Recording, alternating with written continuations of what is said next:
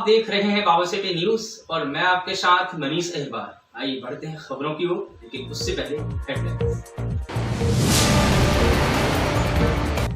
आज इटारसी में चोरी और चैन स्नैचिंग की घटना आई सामने। बदमाशों ने पुलिस के सामने खड़ी की चुनौती। डबल फाटक के पास देहात थाना पुलिस ने चलाया चेकिंग अभियान। बिना हेलमेट और बिना लाइसेंस वाहन चालकों पर की चालानी कार्रवाई। अंग्रेजों को धूल चटाने वाले महान क्रांतिकारी रघुनाथ साह एवं शंकर साह का 164वां बलिदान दिवस गोंडवाना गणतंत्र पार्टी द्वारा भीलट देव में मनाया गया। सिवनी मालवा में जागृत हिंदू संस्कृति रक्षक मंच द्वारा आयोजित की गई विशाल इनामी भजन प्रतियोगिता। दर्जनों भजन मंडलों ने दी अपनी शानदार प्रस्तुति। और अब खबरें विस्तार से।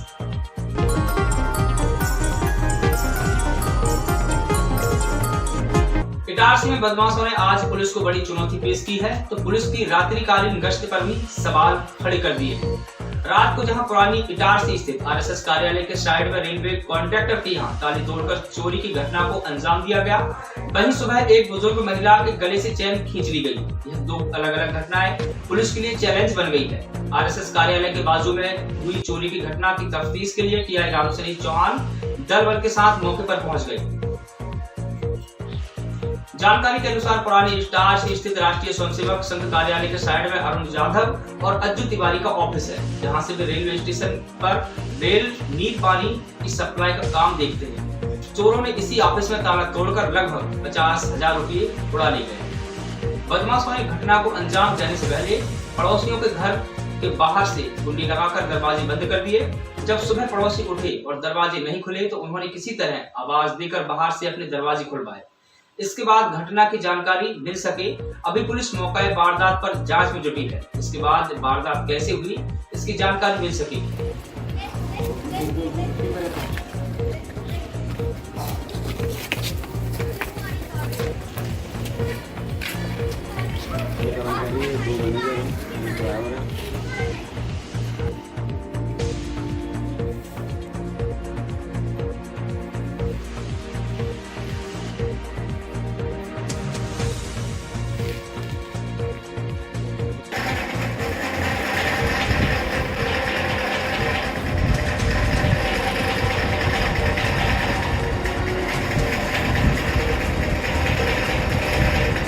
वहीं दूसरी घटना भी आज सुबह की ही है, जहां सैर पर निकली एक महिला के गले से अज्ञात बाइकर्स ने चैन खींचकर भाग गए। यह घटना पुरानी तक्षशिला स्कूल के पास की बताई जा रही है।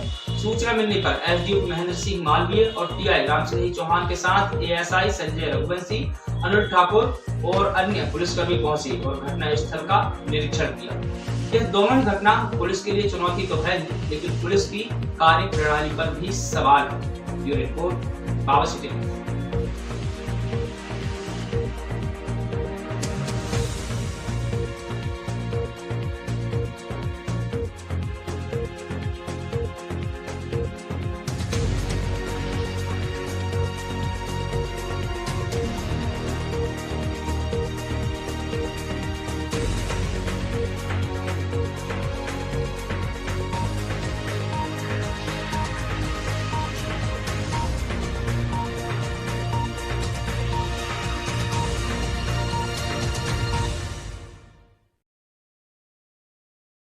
लता शर्मा रोज जाती भैया, वैसे घूम के आ रही थी।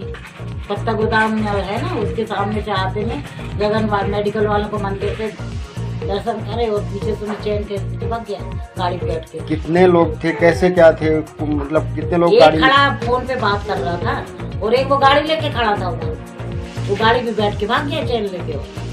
कैसी हेल्थ हाइट रही होगी उनकी? अच्छा था, कुछ बातचीत करी उनने आपको? कुछ नहीं, कुछ भी नहीं बोला। किस तरफ भागे हैं वो लोग? अब वो ये इसी तरफ गए थे भैया, पांडे की बिल्डिंग तरफ। चेन कितने ग्राम की थी आपकी? कितना? संदिग्ध वाहनों की आवाजाही रोकने के लिए एवं यातायात नियमों का पालन नहीं करने वाले वाहन चालकों के विरुद्ध जिला मुख्यालय की पुलिस कार्रवाई निरंतर कर रही है। होशंगाबाद की सिटी कोतवाली और देहात पुलिस बारी बारी से चेकिंग अभियान चला रही है। आज भी शहर के डबल फाटक के पास देहात पुलिस ने चेकिंग अभियान चलाया, जिसमें बिना हेलमेट और बिना लाइसेंस वाहन चालकों पर चालानी कार्रवाई। एसआई प्रवीण ने बताया कि पुलिस अधीक्षक के आदेश पर शाम को 6 बजे से रात्रि 11 बजे तक चेकिंग अभियान चलाया जाता है, जिसमें संदिग्ध वाहन, बिना नंबर प्लेट वाहन और 3 सवारी वाहनों पर कार्रवाई की जाती है। न्यूज़ रिपोर्ट बाबा सिटी न्यूज़।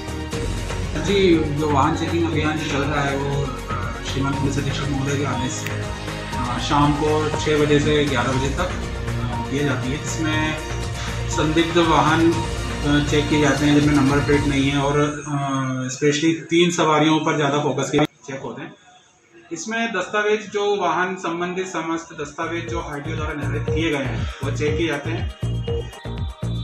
आजादी का अमृत महोत्सव के अंतर्गत अंग्रेजों को धूल चटाने वाले अमर क्रांतिकारी रघुनाथ साह एवं शंकर साह का 164वां बलिदान दिवस गोंडवाना गणतंत्र पार्टी द्वारा भीरडीह में मनाया गया। गोंडवाना गणतंत्र पार्टी के अध्यक्ष राकेश उइके ने बताया, यह गोंडवाना साम्राज्य के महान क्रांतिकारी राजा शंकर शाह और उनके पुत्र कुंवर रघुनाथ साह मंडावी का 164वां बलिदान दिवस उनके बलिदान को याद कर मनाया जा रहा है। भीरडीह सिंगली मालवा में आदिवासी छात्र संगठन भी सहयोग कर रहा है। इस अवसर पर ब्लॉक अध्यक्ष छात्र नेता महेश निबले, संतोष तिलपासे, कार्यवाहक अध्यक्ष करण ध्रुवे, रंजीत उइके, रामफल उइके, राजाराम उइके, अजीत आदि उपस्थित रहे। ब्यूरो रिपोर्ट बाबा सिटी न्यूज़।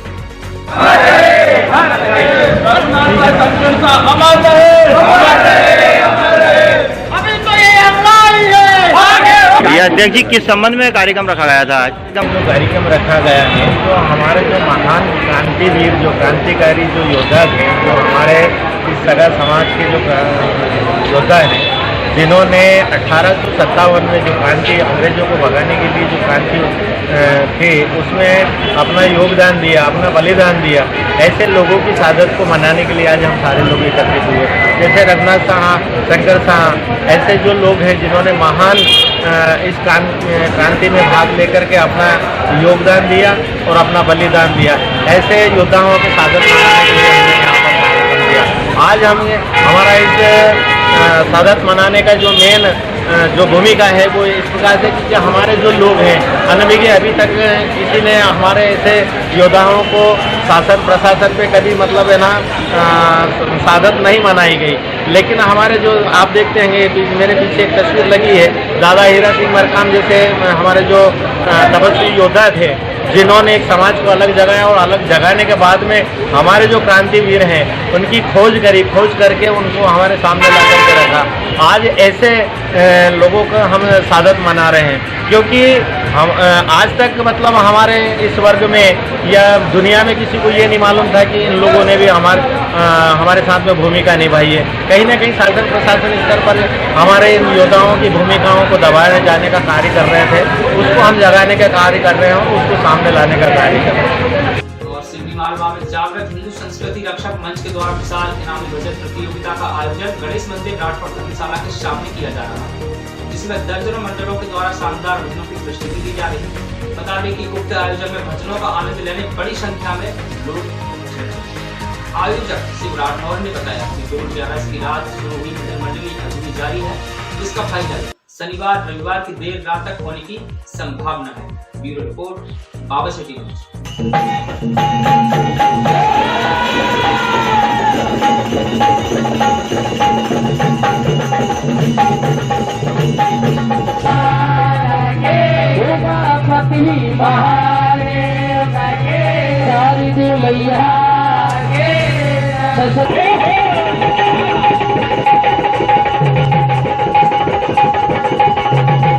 रक्षक मंच के द्वारा वर्षों से विगत 20 से 22 वर्ष हो गए निरंतर यह प्रतियोगिता, जो कि मध्य प्रदेश में शिवरी मालवा के ढोल का ढोल 11 का एक विशेष महत्व था। उस संस्कृति को पोषित करने के लिए मंच के पदाधिकारी और नगर के वासियों के सहयोग से वर्षों से इस परंपरा को हम जीवित किए हुए हैं। उसी फलस्वरूप ढोल 11 पर्व के अवसर पर मंच द्वारा कल रात्रि 8 बजे से यह प्रतियोगिता प्रारंभ की। और आज खबरों में बस इतना ही। कल आपको फिर मिलते हैं नई खबरों के साथ। तब तक देखते रहिए बाबा सिटी न्यूज़।